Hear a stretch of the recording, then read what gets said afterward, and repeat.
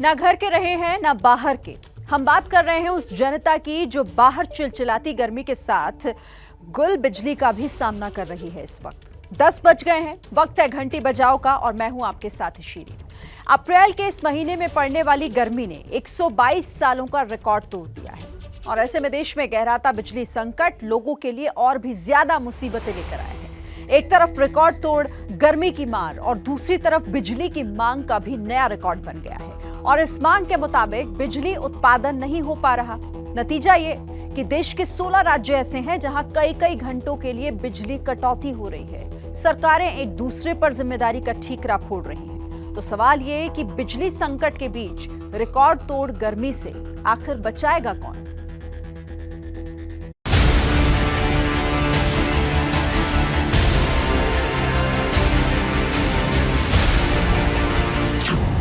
पहले बिजली की रिकॉर्ड मांग।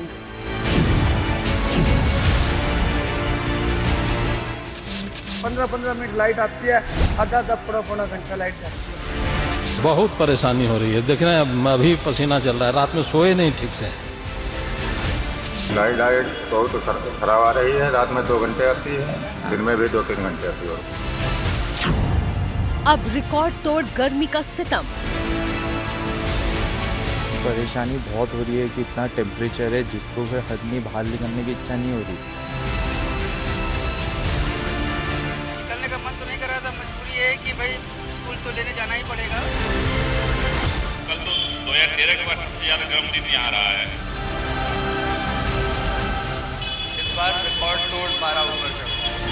न घर के रहे न बाहर के, बिजली संकट में गर्मी से कौन बचाएगा?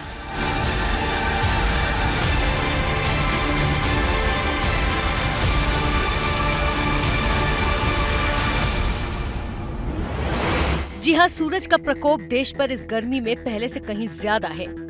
दिन भर चलने वाली गर्म हवाओं के बीच मौसम विभाग के नए आंकड़ों के मुताबिक अप्रैल के महीने में गर्मी ने पूरे 122 सालों का रिकॉर्ड तोड़ा है। IMD यानी इंडियन मीटियोरोलॉजिकल डिपार्टमेंट के जारी किए गए आंकड़ों के मुताबिक उत्तर पश्चिम भारत में अप्रैल में औसत अधिकतम तापमान 35.9 डिग्री सेल्सियस रहा। ये अप्रैल 2010 में दर्ज 35.4 डिग्री सेल्सियस के पिछले रिकॉर्ड को पार कर गया है। मध्य भारत में अप्रैल में औसत अधिकतम तापमान 37.78 डिग्री सेल्सियस था, जो 1973 में दर्ज किए गए 37.75 डिग्री की औसत से ज्यादा था। ये आंकड़े 1901 से रिकॉर्ड किए जा रहे आंकड़ों के मुताबिक 28 अप्रैल 2022 तक उपलब्ध डेटा के अनुसार जारी किए गए हैं। यानी 122 साल के अप्रैल के महीने के रिकॉर्ड में सबसे ज्यादा गर्मी इस बार पड़ी है। IMD के मुताबिक इस साल अप्रैल में देश भर में हीट वेव और सीवियर हीट वेव यानी लू और भीषण लू की स्थिति के मामलों की संख्या भी बढ़ी है। यानी चुभती जलती गर्मी के इस मौसम में सड़कों पर निकलना, घर से बाहर झांकना एक बड़ी चुनौती है और कोशिश यही रहती है कि जब तक टाल सकें बाहर कदम ही ना रखें।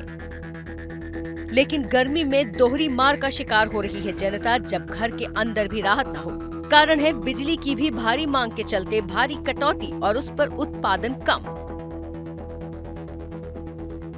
ट्विटर पर बिजली की मांग को लेकर किए गए ट्वीट में शुक्रवार को बिजली मंत्रालय ने जानकारी दी कि पूरे भारत में बिजली की मांग अप्रैल 29 को दोपहर 2:50 तक 2,07,111 मेगावाट तक पहुंच गई, जो अब तक का सबसे ऊंचा स्तर रहा।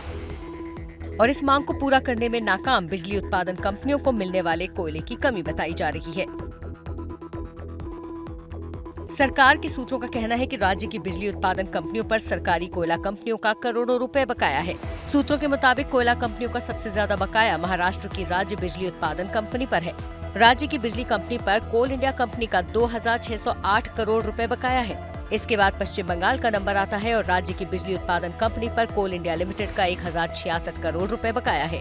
इसी तरह झारखंड सरकार की इकाई तेनुघाट विद्युत निगम लिमिटेड पर भी कोल इंडिया लिमिटेड का 1,018 करोड़ रुपए बकाया है। चौथे नंबर पर तमिलनाडु सरकार की बिजली उत्पादन कंपनी है, जिस पर कोल इंडिया लिमिटेड का 823 करोड़ रुपए बकाया है। इसके अलावा मध्य प्रदेश की बिजली उत्पादन कंपनी पर भी कोल इंडिया का 533 करोड़ रुपए बकाया है। और बिजली की गंभीर कमी से जूझ रहे राजस्थान की भी सरकारी बिजली उत्पादन कंपनी पर कोल इंडिया कंपनी का 429 करोड़ रुपए बकाया है। कोयले की कमी और सप्लाई में आड़े आने वाला बकाया भुगतान तो सरकारों का मसला है, फिर जनता इसमें क्यों पिस रही है? ये राजस्थान के जोधपुर का हाल है। बच्चों के एग्जाम्स चल रहे हैं, लेकिन जैसे ही वो पढ़ने बैठते हैं वैसे ही लाइट चली जाती है। ऐसे में रात के वक्त उन्हें या तो इमरजेंसी लाइट या मोबाइल की टॉर्च में काम करना पड़ता है।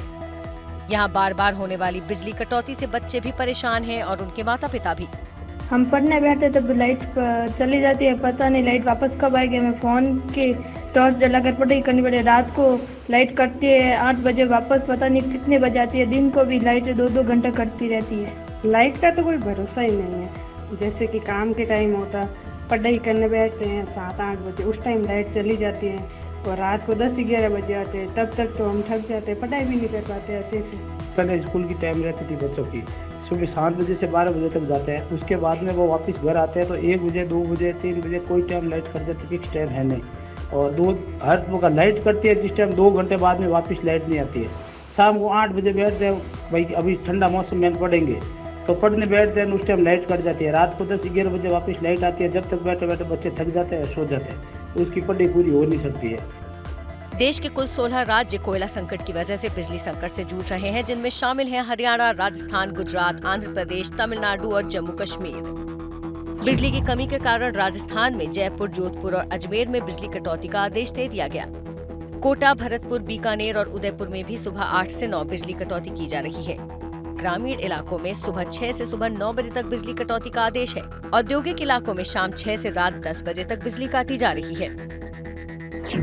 प्रदेश के मुख्यमंत्री अशोक गहलोत बिजली संकट पर जनता से ही सहयोग मांग रहे हैं। गर्मी से बचने की हिदायत दे रहे हैं। बिजली संकट देखिए 16 राज्यों में है। 16 राज्यों में एक साथ संकट आया है। हर राज्य अपनी अपनी कोशिश कर रहे होंगे तो भाई मिनिमाइज करो उसको, तकलीफ कम से कम पब्लिक को ही तो कर सकते हैं। हम लोग भी लगे हुए हैं और राज्य लगे होंगे। आज 16 राज्यों में कोयले की कमी के कारण से संकट है, आप देखते होंगे मीडिया के अंदर भी।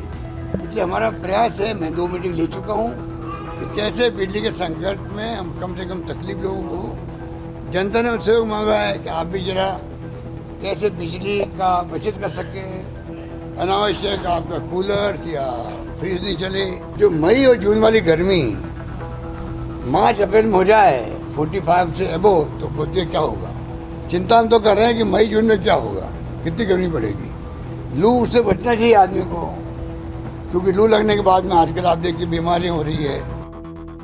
गहलोत साहब लू से तो बच जाएं, लेकिन घर से बाहर नहीं जाएंगे तो घर में रहकर भी कहां जनता पर गर्मी का सितम कम होने वाला है।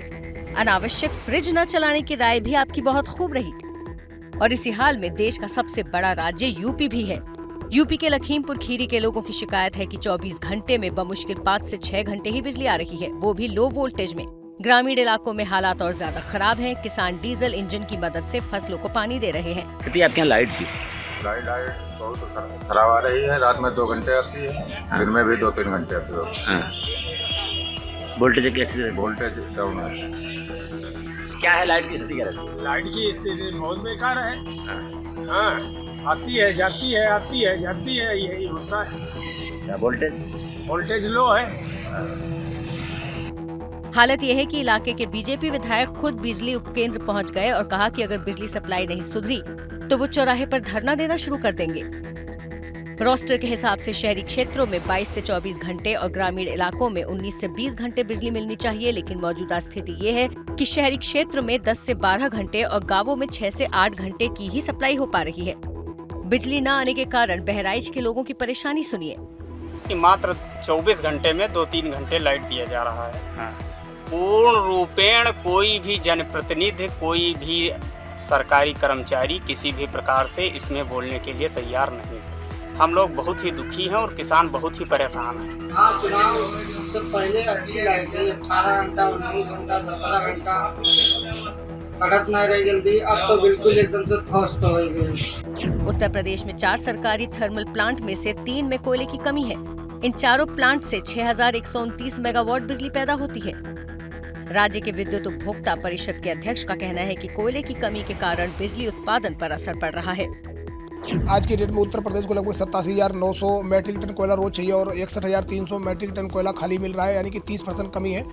और अब यूपी के ऊर्जा मंत्री ए.के. शर्मा बिजली संकट का ठीकरा पिछली सरकारों पर फोड़ रहे हैं और उधर अखिलेश कह रहे हैं समाधान के बजाय कारण गिना रही है सरकार। बिजली संकट कहलाता जा रहा है। बिजली का संकट हमारे भारतीय जनता पार्टी की सरकार के पहले जो सरकारें थी उनके द्वारा अव्यवस्था, दुर्व्यवस्था, कुव्यवस्था के चलते जो लचर व्यवस्थाएं हैं उनके कारण ये सारा बिजली का संकट खड़ा हो रहा है। अगर उन्होंने समय से उत्पादन इकाइयां लगाई होती, अगर उन्होंने समय से ट्रांसफार्मर लगाए होते, अगर उन्होंने समय से ट्रांसमिशन लाइनें लगाई होती तो आज ये दिन हमें देखने नहीं पड़ते।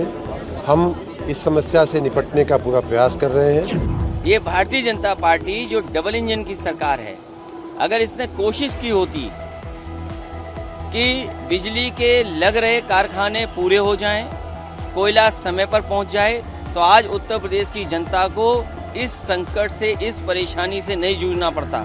सोचिए, छोटे बच्चे हैं, माताएं बहनें घरों में हैं, बुजुर्ग हैं, बीमार लोग हैं, किस तकलीफ में रह रहे हैं। और कब बिजली आएगी और कब चली जाएगी, इन मंत्रियों के कार्यक्रमों में भी बिजली चली जा रही है।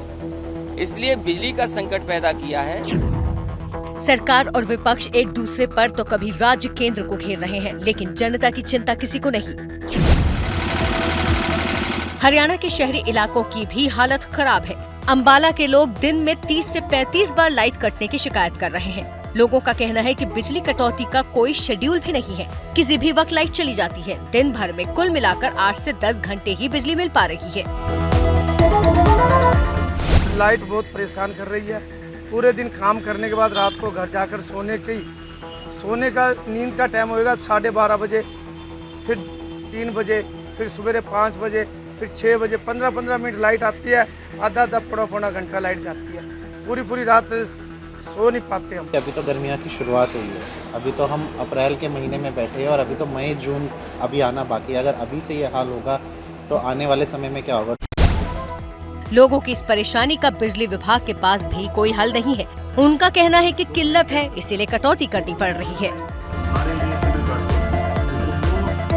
अभी हमारी जो डिमांड और परचेज को बैलेंस करने के लिए, फ्रीक्वेंसी को मेंटेन करने के लिए, ये हमें फ्रीक्वेंटली जो कट लग रही है इसी की वजह से लग रहा है कि ताकि ग्रिड को मेंटेन करे और वो एकदम से कोलैप्स ना हो जाए।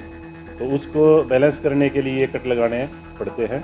अब ये जैसे डिमांड और जो रिसीविंग पावर वो बराबर हो जाएगी, फिर ये कट नहीं लगाएंगे। और अब हरियाणा में बिजली संकट पर कांग्रेस ने मोर्चा खोल दिया है। कांग्रेस नेता रणदीप सुरजेवाला ने हरियाणा सरकार पर सवाल उठाए और कहा कि क्या हरियाणा की बिजली गुजरात की कंपनी को भेजने का घालमेल चल रहा है। खट्टर सरकार और प्राइवेट पावर प्रोड्यूसर मिलकर हरियाणा के हकों पर डाका डाल रहे हैं। खट्टर सरकार ने अडानी समूह के आगे घुटने क्यों टेके, कार्रवाई क्यों नहीं की। भाजपा जजपा सरकार हरियाणा के हितों की रक्षा की दुहाई देकर बनाई गई थी। बिजली के भीषण संकट में वो हरियाणा की बिजली को प्राइवेट कंपनी को वो भी मुफ्त में क्यों बेच रहे हैं। उधर सुरजेवाला के आरोपों को नकारते हुए सीएम मनोहर लाल खट्टर ने बिजली संकट की वजह कोयले की कमी को बताया। देखिए, आरोप लगाना उनको आज बड़ा आसान लगता है। वो समय भूल गए हैं अपने समय के समय, जब प्रदर्शन होते थे, मटके फूटते थे, लोग जो है तरह तरह के उनको विषय कहते थे। कम से कम मैं पिछले 6 साल का कह सकता हूं कि पावर डिपार्टमेंट के नाते से इतना सुधार हमने किया है कि हमने गांव-गांव में 24 घंटे बिजली पहुंचाने का जो वायदा किया था, मेरा गांव जगमग गांव ये योजना चलाई थी। 5600 गांव में 24 घंटे हमने बिजली देने के लिए इस काम को पहुंचा दिया था।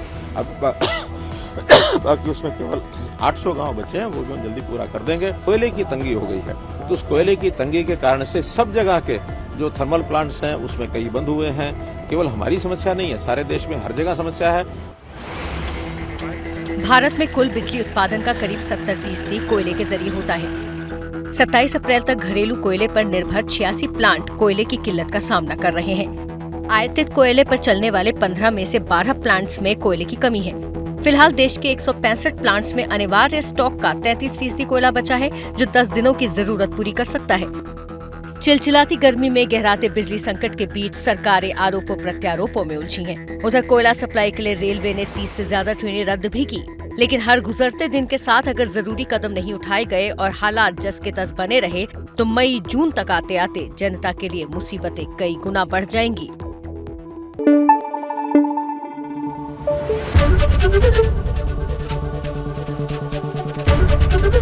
एबीपी न्यूज आपको रखे आगे।